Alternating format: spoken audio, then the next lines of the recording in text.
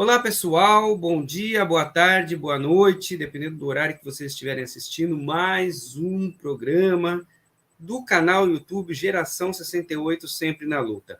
Começo pedindo para vocês que inscrevam-se no nosso canal, estamos chegando a quase 1000 pessoas inscritas. Ativem o sininho das notificações e repassem para as pessoas que tenham interesse em debater essa pauta da democracia, dos direitos individuais, dos direitos coletivos e lembrar daquilo que ocorreu no passado para que nunca mais ocorra. Hoje, no programa Entrevista 68, nós temos aqui a presença de Fred Guedini. Fred é jornalista, é ativista também do movimento Geração 68 Sempre na Luta, foi presidente do Sindicato dos Jornalistas de São Paulo entre os anos de 2000 a 2006 e vice-presidente da Federação Nacional dos Jornalistas, a FENAGE. Foi de 2001 a 2007. Fundou com colegas jornalistas em 2016 a Associação Profissão Jornalista, a PEJOR, na qual atua e que presidiu pelos 3 primeiros mandatos, de 2016 a 2022. Faz pós-doutorado na Universidade Federal de Santa Catarina e sobre um trabalho dos jornalistas brasileiros na época de grandes mudanças na política. Fred Guedini, seja muito bem-vindo aqui, tá? Com a gente nessa entrevista e junto a nós, obviamente, Fred, estaremos aqui com a jornalista Cecília Cavalcante, não pode deixar de ser. Boa noite, Fred, passo a palavra para as considerações iniciais da Cecília. Boa noite, Cecília, é um prazer tê-los conosco aqui, ter você conosco, Fred, eu e a Cecília. Boa noite a todos. É sempre muito bom estar numa conversa, num bate-papo, numa entrevista tão bacana que vai ser, tenho certeza que vai ser, que vocês vão curtir um bocado, até porque essa é uma entrevista com uma grande novidade. A Rede Democracia dos Direitos Humanos está no ar. E o Fred Guedini vai nos contar absolutamente tudo sobre a Rede Democracia, essa nova rede, né, que, na realidade, eu chamo particularmente de rede das redes, né? Tem vários parceiros, sempre parceiros com pautas comuns. O Geração 68, São Paulo, é um desses parceiros da rede. Fred, boa noite. Eu gostaria que você começasse a nos contar qual foi assim, o start para você pensar na Rede Democracia dos Direitos Humanos. Boa noite, Rodrigo. Boa noite, Cecília. Nós estamos à noite, né, fazendo essa entrevista à noite, mas boa tarde, bom dia, enfim, dependendo de quem vier assistir depois essa gravação.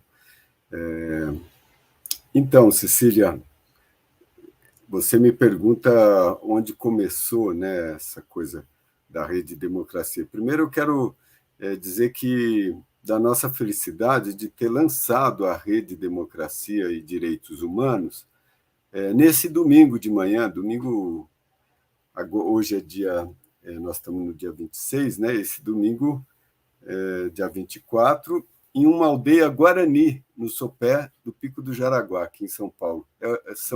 Ali vivem quase 1000 índios em 8 aldeias, quase 1000 indígenas, né?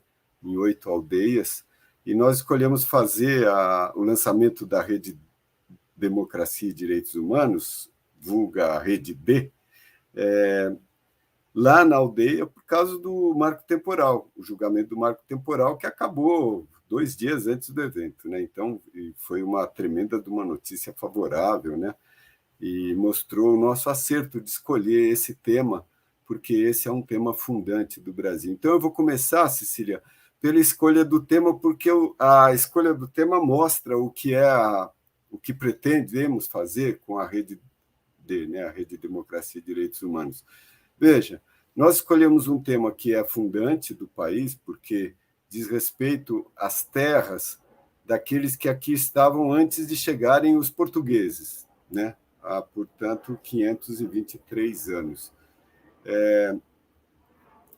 E os indígenas, nesses 523 anos, eles foram vítimas de todo tipo de atrocidade, né? As terras foram invadidas, eles foram expulsos das suas terras.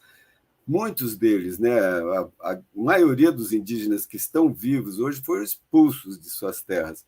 Agora vocês veem que coisa mais absurda que a maioria do Congresso Nacional quer aprovar um marco temporal que diz que quem não estiver na sua terra tradicional até a Constituição, que foi em 1988, não tem direito a pleitear a terra, né? Portanto, assim, vamos dizer que o último decreto de extinção dos indígenas brasileiros seria a aprovação desse marco temporal. Ainda bem que no Supremo essa ideia esdrúxula, maluca, foi rejeitada, né? No Senado tem senador que diz que vai retomar e tal.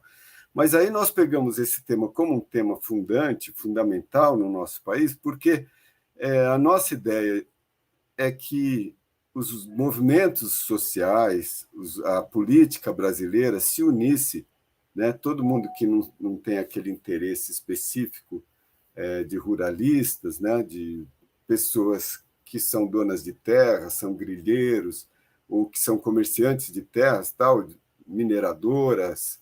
Bom, quem não tem esse tipo de interesse, que é um interesse particular, vamos dizer, são interesses bem particulares no Brasil, portanto, a grande maioria do país, a enorme maioria maciça do país, é contra essa ideia do marco temporal, porque não aceita, né, essa injustiça, que se continue essa injustiça contra os indígenas. Daí que nós pensamos, bom, vamos lançar lá em Terra Guarani, porque nós vamos lá a convite, né, não estaremos invadindo a terra deles, e nós vamos lá para dizer que não pretendemos escravizar, nem pretendemos matar, nem dizimar, mas nós vamos lá para nos dispormos a lutar junto com eles pela demarcação das terras indígenas, contra o marco temporal, que já tinha sido derrotado no Supremo Tribunal Federal, e a favor da demarcação das terras indígenas. Depois a gente pode voltar a isso sobre os guaranis aqui de São Paulo especificamente. Mas veja, então nós concretamente pegamos um tema que é um tema importante, não é um tema para nós não é um tema dos indígenas particularmente ou especificamente ou só dos indígenas, porque tem a ver com uma questão de justiça, né, deles terem o direito à terra. A própria Constituição estabeleceu isso, então é uma questão de justiça, mas é também uma questão de sobrevivência da vida humana sobre o planeta Terra.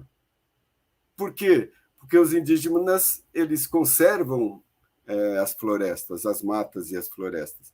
E hoje esse é um dos principais desafios para essa questão do aquecimento global, que, aliás, nós estamos sofrendo na pele nesses dias mesmo, nesses dias que a gente está aqui em setembro de 2023, um calorão absurdo, né? Essas ondas de calor já passaram pela Europa, Estados Unidos, pela Índia, pela África. Então, o mundo inteiro está sujeito a um desequilíbrio do clima, e isso vai ser cada vez pior daqui para frente. Então, vão ser grandes massas humanas submetidas a climas extremos, né? Isso vai vitimar muita gente, vai ser muitas catástrofes, né? E vocês veem que alguma medida precisa ser tomada, né? Precisa ser tomada medidas. Então, a Rede Democracia vem nesse momento. Ela diz, olha, isso não é uma questão só dos indígenas, concordando com muita gente, aliás, né? Essa é uma questão nacional, mas é também uma questão global, é uma questão mundial, né, do clima. Nós pegamos esse tema e, bom, o que nós fazemos? Nós vamos articular, então, com a sociedade, falar, gente, vem aqui para a Aldeia Guarani, nesse momento, festejar, comemorar a derrota do marco temporal e vamos nos comprometer, daqui para frente, com a luta pela demarcação das terras indígenas. Não é? Então, concretamente, nós estamos trabalhando numa articulação de um tema que nós vemos como nacional, como de impacto nacional e mundial. Percebe? Então, a Rede Democracia tem essa vocação, vamos dizer, ela está sendo criada para isso, para articular a luta em torno de grandes temas que impactam o Brasil, principalmente o povo mais pobre, o povo excluído, mas não só, o Brasil e o mundo inteiro.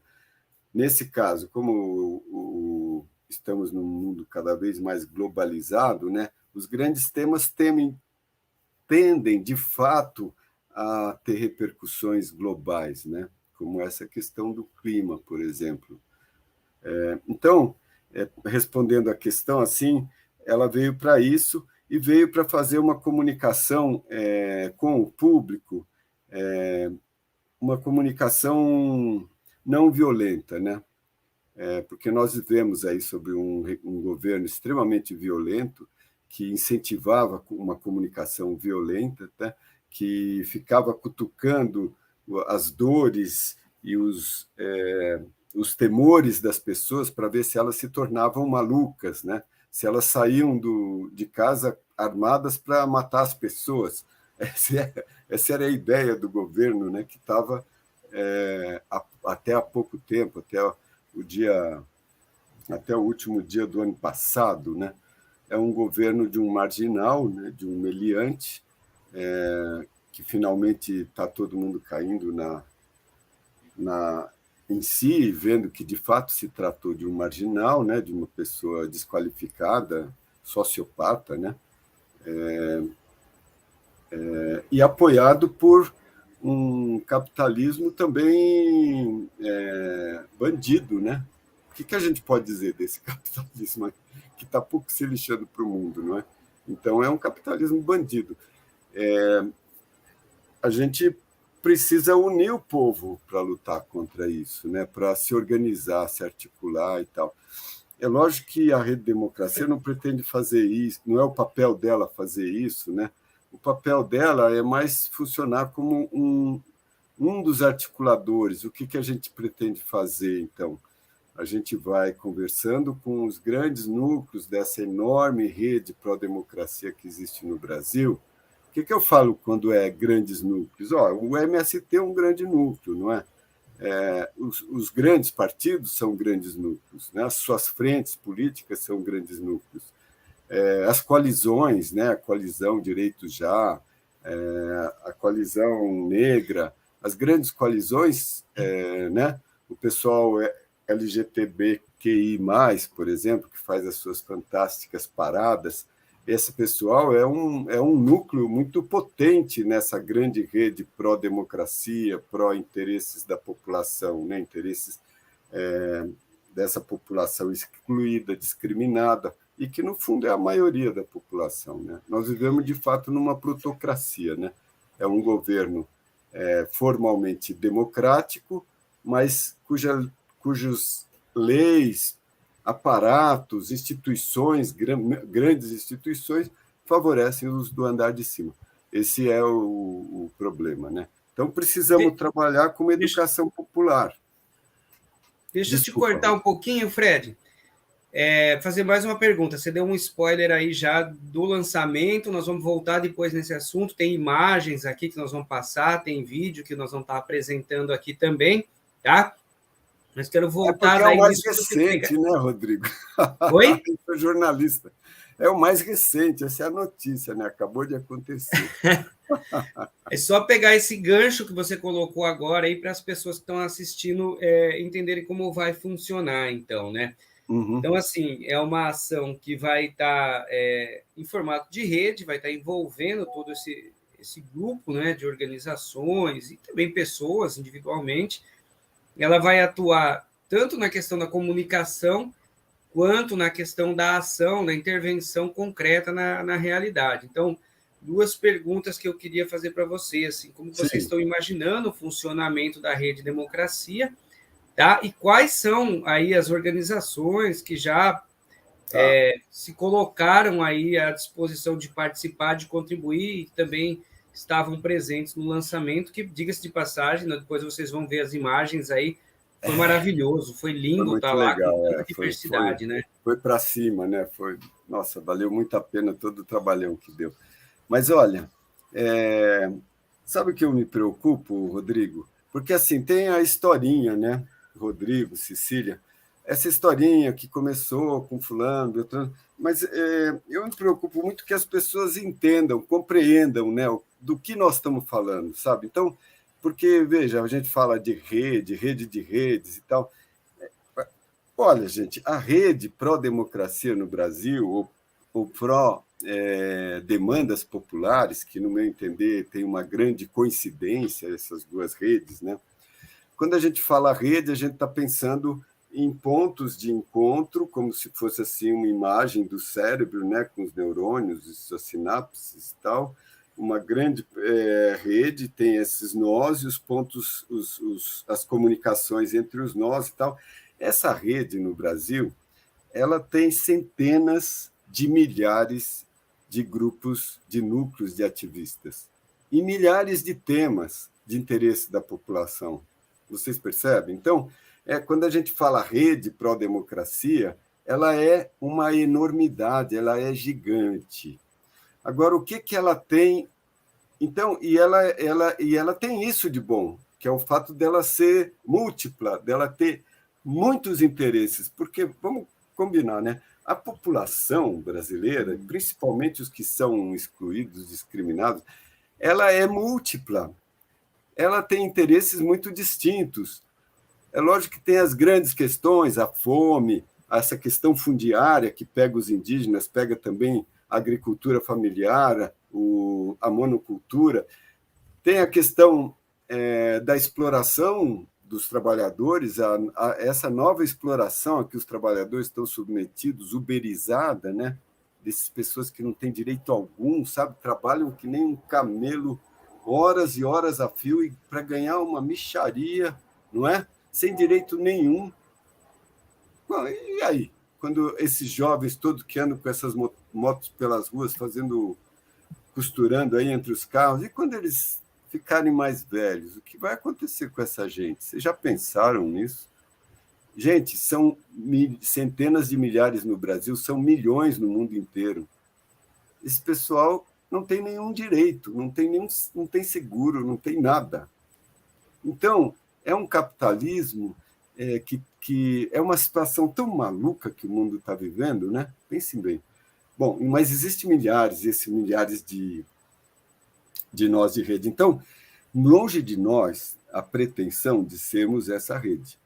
Nós somos uma coisa minúscula. O que nós estamos fazendo é um nó dessa rede, mas um nó que tem uma consciência muito própria, que fala assim, apesar de enorme e múltipla, e ter multitemática, etc., essa rede é um gigante que acaba tendo muito pouca força.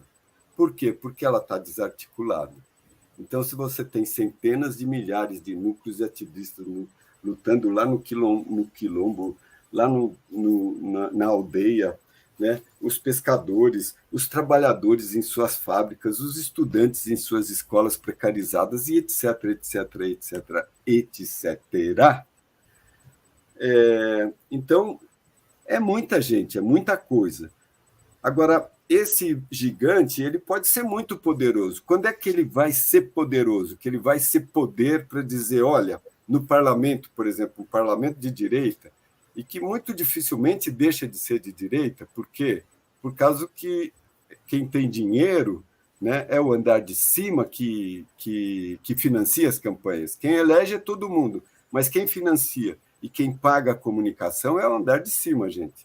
Esse andar de cima aí tem interesses próprios, como teve agora na questão fundiária com os indígenas, né? Nessa proposta doida aí que eu falei do plano do marco temporal. Então, vejam, como é que nós vamos atuar sendo tão pequenininho numa rede tão mega? É porque nós identificamos que tem um problema, que é a falta de articulação desse gigante.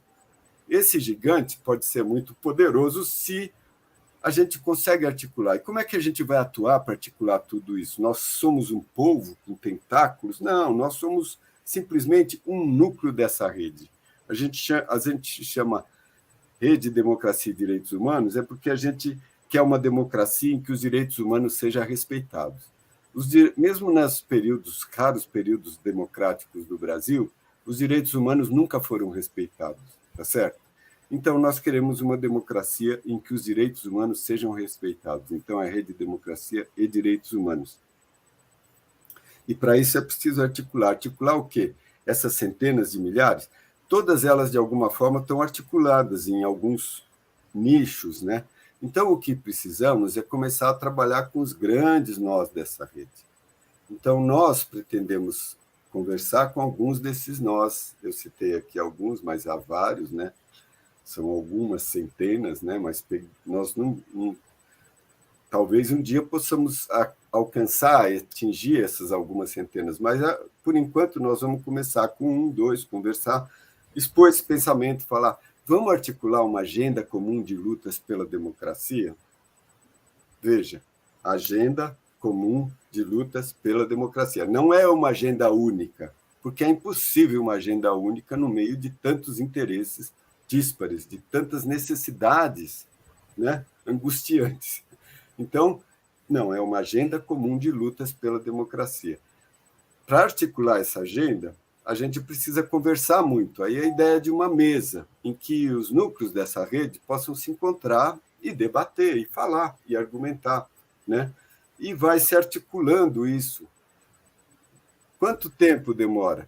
Bom, a gente precisa ser muito objetivo para ir direto ao ponto, não é? A gente não pode se perder muito. Por exemplo, nós não podemos querer substituir os nós dessa rede, os outros milhares de nós. A gente não quer substituir nenhum deles. A gente quer que eles continuem trabalhando nas suas causas, mas a gente quer que, entre essas causas, eles considerem a possibilidade de unir forças em alguns grandes temas. Imagina se, para a questão... Agora, dia 20 de novembro, por exemplo, vai ter o Dia da Consciência Negra, né? E vocês sabem que se mata a negritude é morta, sim, é um extermínio que ocorre nas periferias do Brasil, dos jovens, né? É um extermínio constante, diário. Volta e meia, um governo mais conservador, como o Tarcísio aqui de São Paulo, inventa uma operação e vai lá e mata mais um monte, tá certo? E ele acha... Por que ele faz isso? Ele faz isso pelo que se chama de necropolítica, né? Porque como existe um conservadorismo na população, em segmentos da população. Então, esse cara, para satisfazer esse conservadorismo, ele dá sangue para essa população de bebê, não é? Essa é a necropolítica. Então, ele vai lá e mata um monte de gente. Não interessa, tem no meio, tem inocente, tem outros que podiam estar sendo julgados, mas ele mata um monte, para ele dizer, ó, eu aqui fazendo a limpeza. Você entendeu? Então, não são governos dos de baixo. Claramente não são, né? Então, a gente precisa ter governos populares, vamos dizer. Então, nós queremos uma democracia de governos populares. Então, vamos articular isso. Quanto tempo vai levar? Tomara que não demore muito, né? A gente, pelo menos, vai trabalhar para ser rápido, o mais rápido possível. Quando a gente trabalha com esses grandes temas, né, com a questão minorias que não são minorias no Brasil, né, porque a gente tem uma grande maioria negra, uma grande maioria de mulheres, então a gente fala de minorias como se fosse... Antigamente chamava minorias, né? Mas não se chama mais, né? Porque se chamava minoria dos direitos, né? Maioria, né? Do ponto de vista do direito, nós somos minoria, né?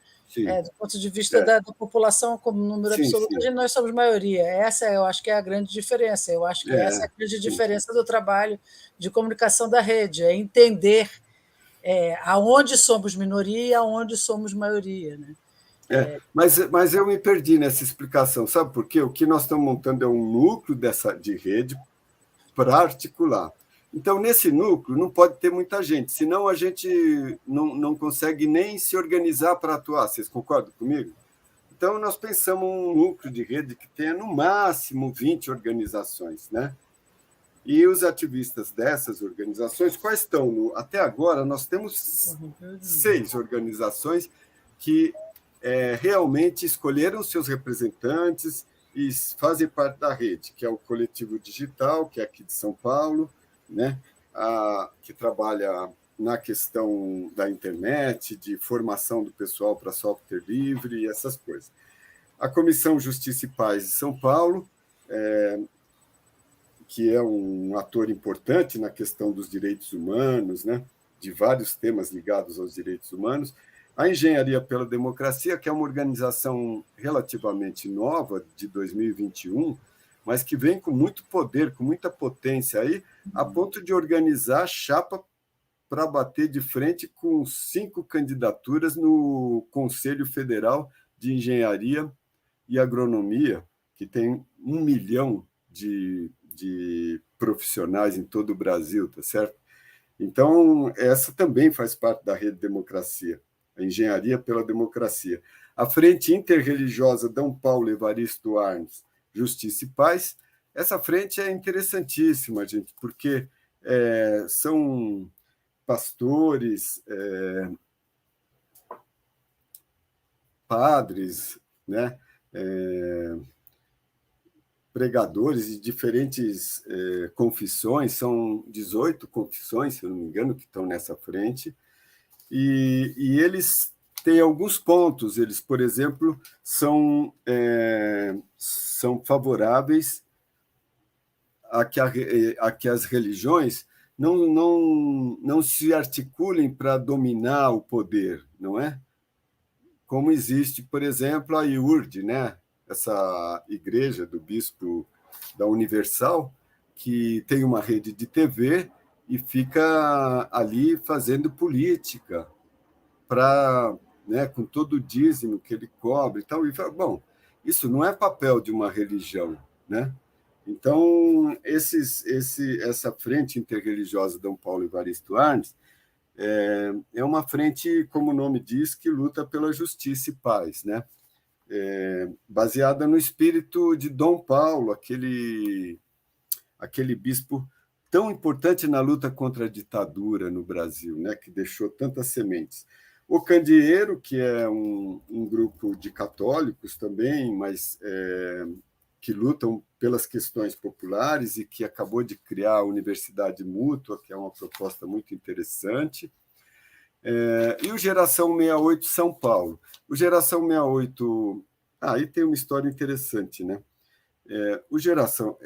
A Rede Democracia nasceu, por sinal, dentro do núcleo de comunicação, né, da rede do grupo de comunicação do Geração 68 aqui em São Paulo. Né, Rodrigo Tomazini? Você, eu, o Matheus, né? Quem mais? O Turco, né? Olha, eu falando aqui, o Marcelo Chueire, a Cecília veio depois, né, Cecília? Então, havia um núcleo que se articulou em torno da questão da comunicação na Geração 68. Esse núcleo se articulou e começou um trabalho que foi capitaneado aí, comandado pelo próprio Rodrigo Tomazini. Depois, se ele tiver uma palhinha aí, ele dá uma explicada. Mas foi um trabalho que foi crescendo e se transformou numa coisa importante, né? Conhecida, enfim, teve até um papel na eleição do Lula no ano passado.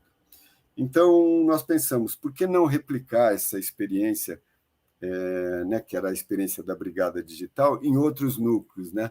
Só que não é assim. Para você replicar uma experiência dessa, você precisa ter um corpo profissionalizado, senão não dá, é muito difícil. Então, foi nessa descoberta, né, de que precisa ter uma coisa mais consolidada para você fazer uma comunicação muito ampla, que atinja muita gente e tal, precisa ter um financiamento, né? Precisa ter financiadores, precisa disputar editais para conseguir esse dinheiro, precisa constituir uma rede de financiadores, né? Com um pouco mais de dinheiro, e uma rede de apoiadores na própria população, como faz o jornalismo independente hoje. Então, o nosso modelo é o do jornalismo independente, tá certo? Nós vamos pedir dinheiro, como às vezes eu saco o celular e mostro, aqui, gente, faz o Pix aqui, como é fácil, ó, rededemocracia08@gmail.com, esse é o Pix da Rede. Põe lá R$30, 40, 50, 1.000, se você quiser, ninguém vai te culpar, nem vai te xingar por isso, ao contrário. Então é isso, essa é uma forma de financiamento, enfim, nós vamos buscar esse dinheiro para constituir uma equipe de comunicação que saiba se comunicar com a população e uma equipe de articuladores, uma parte profissionalizada, uma parte voluntária, para conseguir fazer essa articulação no mais curto tempo possível, né? A gente não pode perder muito tempo, né? Tá aí agora na sua tela a chave Pix para a contribuição da Rede Democracia. É um Pix, é uma chave Pix. Eu vou mostrar como é fácil, ó. Põe aqui no banco, por exemplo, aí você vai lá em Pix, né? E tal, faz isso. Eu garanto que em 2, 3 minutos no máximo, para os mais velhinhos que nem eu, assim, você consegue fazer a doação para a Rede Democracia. E nós precisamos muito desse dinheiro. Eu diria que não é que nós, eu, Fred e quem mais aqui está, né? O Tomazini, a Cecília, o Marte, a Marli, as pessoas que participam da rede, o Allen, não é nós que precisamos desse dinheiro. Eu diria que o Brasil precisa desse dinheiro, tá certo? Porque a democracia não é uma coisa que a gente, ao contrário do que se propaga, não é uma coisa que a gente elege as pessoas, vira as costas e vai cuidar da nossa vida, né? As pessoas fazem assim normalmente. Dá no que deu, né? Eu queria voltar um pouquinho, Fred, para a questão do lançamento. O lançamento foi nas aldeias do Jaraguá, do Pico do Jaraguá, em São Paulo. Foi uma articulação da Rede Democracia, primeiro com o cacique Davi, depois com a cacica Maria, que nos recebeu. Eu falo nos recebeu porque eu estava online, assistia Você toda estava presente, online, né? não estava presente pessoalmente, mas então nos recebeu, né, a cacica Maria lá na aldeia Jaraguá, lá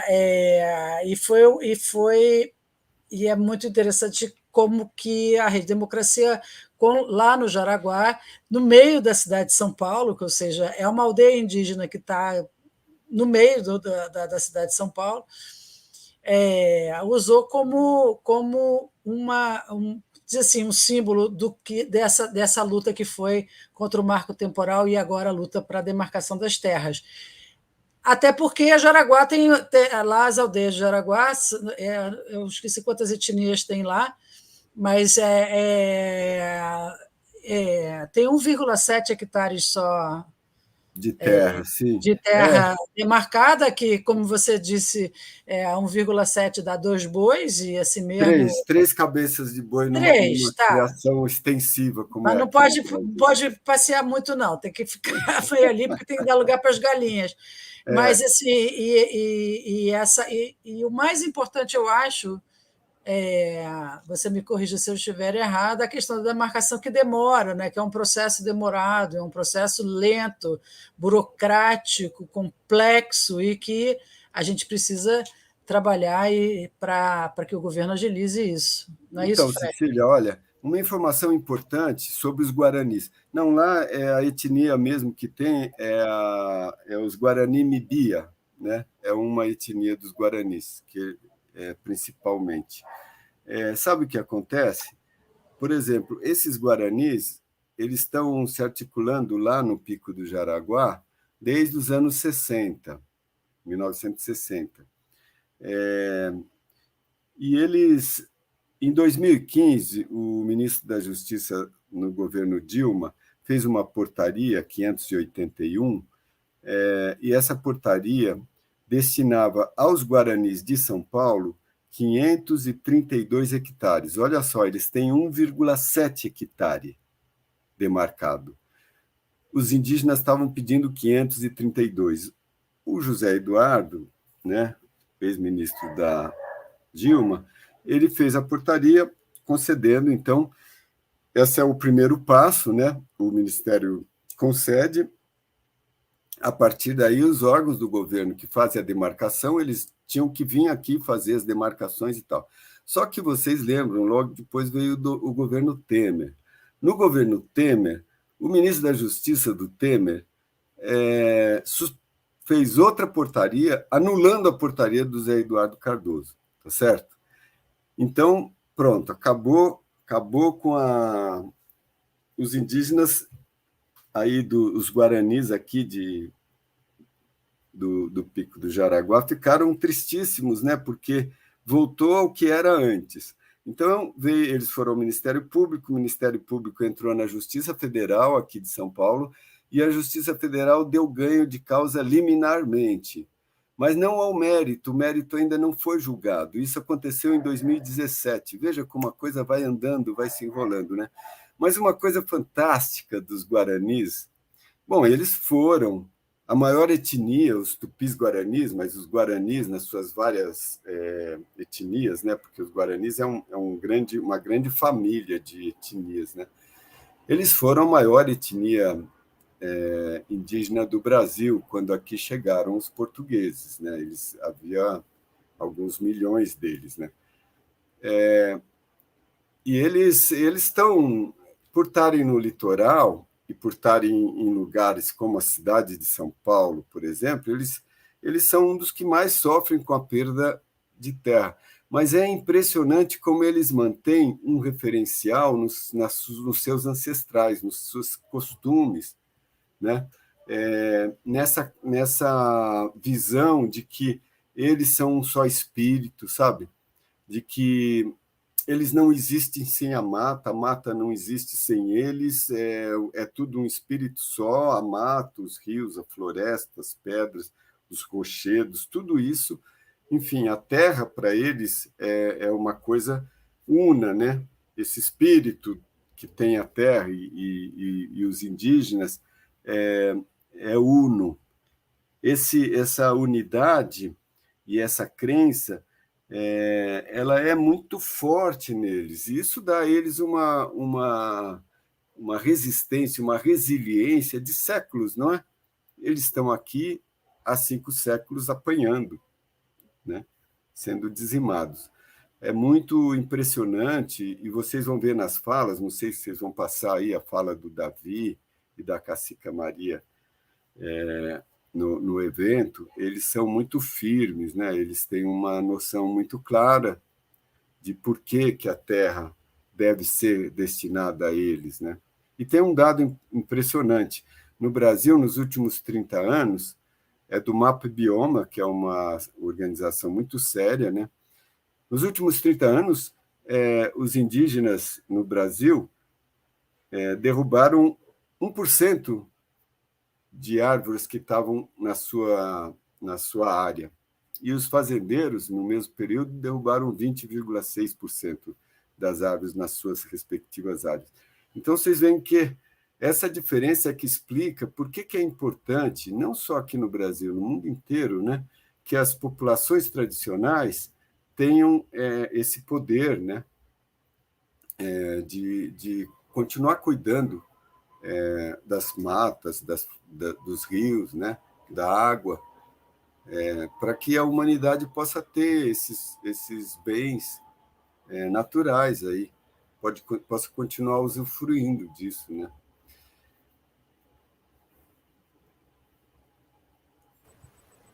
Fred, é muito bom mesmo. Nós estamos aí, já passamos dos 30 minutos que a gente costuma fazer. Sabe que eu sou entusiasta, eu sou entusiasta da Rede Democracia. Eu posso ter certeza que estarei à disposição sempre que for preciso. Aqui, quem estiver assistindo, vai estar na descrição também do vídeo, mas contribuam. Nada funciona hoje em nossa sociedade capitalista, mesmo a gente querendo combater, modificar sem dinheiro, nós precisamos disso, tá? Então, nossos vídeos, eles têm em média 150 visualizações, 180, imagina se cada um desse R$20, ali já estaria ajudando muito, R$10 já estaria ajudando muito esse projeto, que é muito importante. Então, antes da Cecília colocar aí as considerações finais dela, eu queria que você colocasse aí, Fred, as suas considerações finais. As pessoas que se interessarem por esse projeto, quem elas procuram, como elas chegam até vocês, como que a gente faz isso daí? Bom, Sabe, Rodrigo e Cecília, a gente não precisa, as pessoas não precisam querer entrar na rede democracia, porque é o que eu digo, as pessoas têm que continuar fazendo o seu ativismo onde fazem. Elas apenas precisam, nesses lugares onde elas fazem o seu ativismo, elas precisam conversar com os seus parceiros, seus companheiros de lutas e tal, e dizer, olha, vamos nos preocupar com a agenda geral. Nós temos essa questão local aqui, essa questão particular que nós trabalhamos, é muito importante cuidar dessa praça, fazer isso, aquilo, né? A questão dos animais, adoção de animais. Nossa, é muito amplo o espectro de coisas que se faz. Mas vamos também nos preocupar com as grandes questões, né? É isso que as pessoas precisam fazer no seu microcosmo de ativismo, você entendeu? E, lógico, se puder doar para fortalecer este núcleo da Rede Democracia, que é um núcleo articulador, isso sim é muito importante, porque nós vamos buscar essa articulação, nós vamos profissionalizar uma equipe para fazer isso, nós vamos fazer isso dia e noite, nós vamos fazer isso direto, você entendeu? Porque isso é fundamental. Se o Brasil tiver isso em poucos anos, o Brasil vai ser outro país, porque ele tem o ativismo necessário. O que ele não tem é a articulação desse ativismo nos seus grandes temas, entendeu? E essa comunicação também que a gente precisa fazer frente a essa comunicação manca, né, dos veículos tradicionais, que eles são muito interesseiros, né? Eles têm muitos interesses privados e particulares, então a comunicação deles muitas vezes é direcionada, né? E sempre que se trata de política nacional e de dinheiro, a comunicação deles certamente é interessada, porque todos são grandes investidores, entendeu? Todos. E para isso a gente convida todos a entrarem, participarem das nossas redes sociais. Eu quero dizer, vou botar o endereço lá depois do Instagram, do Facebook. Não é, né? Viu, Cecília? Eles são grandes investidores, mas são muito poucos, entendeu? E nós pode ser bem pequenos. Vamos investir, então, na democracia e nos direitos humanos, mas em grande quantidade. Quem sabe a gente equilibre melhor esse poder, entendeu? Então, nós temos quantidade, nós, a democracia, os interesses populares. Nós podemos, com muito pouco, né, como você falou, Rodrigo, ajudar uma causa, assim, entendeu? Eu, no futuro, penso 1 milhão de contribuintes pela Rede Democracia, assim, entendeu? Aí não tem para ninguém, não é? Aí a gente bate Brasil paralelo, Brasil triparalelo, Brasil triangular, e o que vier pela frente a gente engole, não é? Mas tendo dinheiro e claro o que você quer fazer, as coisas andam até rapidamente. É isso. Muito obrigada, Fred. Obrigado a Rodrigo. Sempre bom estar conversando aqui na Geração 68. E curtam, compartilhem. Aproveitem para compartilhar também as redes sociais da Rede Democracia, né? No Instagram, no Facebook, e acompanhar o nosso site, nosso portal. Nosso portal, né, Cecília? Que é rededemocracia.com.br. Vai estar tudo aqui na descrição do vídeo, vai estar todo mundo aqui, todos os endereços aqui no vídeo, para que vocês possam curtir, compartilhar e assim participar. É importante as pessoas saberem que a gente está no começo, né, Cecília? A gente está começando, mas logo vão ouvir falar bastante da gente.